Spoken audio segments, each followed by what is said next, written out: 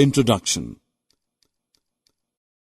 Who doesn't like wearing garments made of silk? The shimmer of silk and its soft touch makes it choice of one and all. Silk saris of India are world famous. In India, silk is considered auspicious and is associated with festivals and celebrations. Be it Diwali, Dasahra, or Durga Puja, or a betrothal, wedding, or arrival of a new member in the family, silk adds grace to the occasion. In this lesson, we will learn about the characteristics and types of silks and also understand how the silk fabric is obtained from silkworms. Objectives. At the end of this lesson, you'll be able to understand what silk is, know the history of silk, list the characteristics of silk, explain the life cycle of a silk moth, describe the process of obtaining silk from cocoon.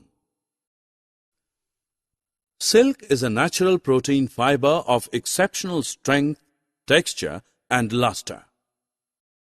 The shimmer of silk fiber is the result of its triangular, prism-like structure.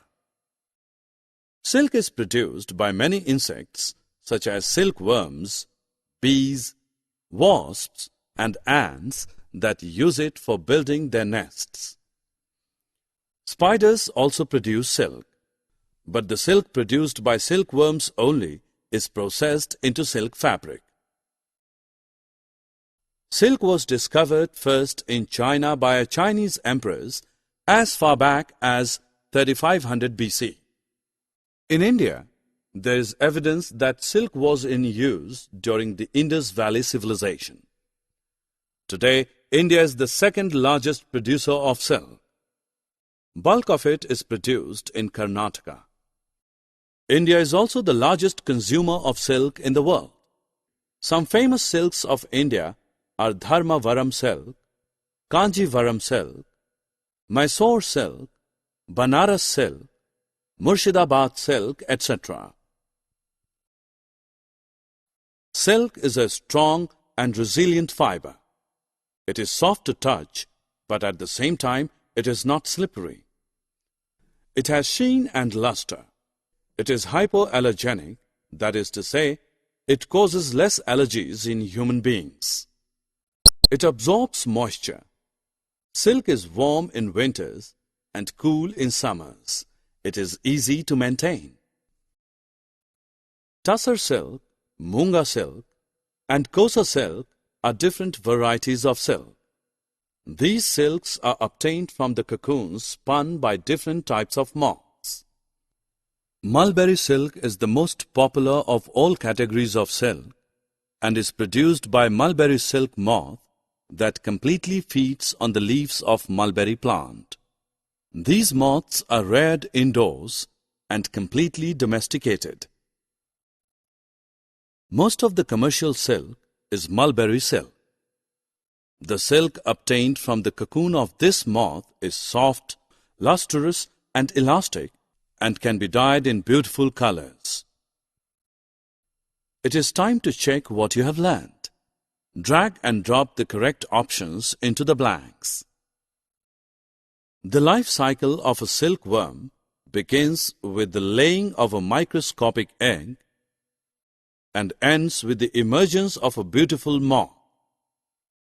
Let's look at the different stages in the life cycle of a silkworm.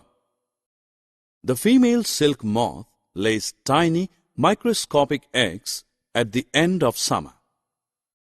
They remain dormant till spring.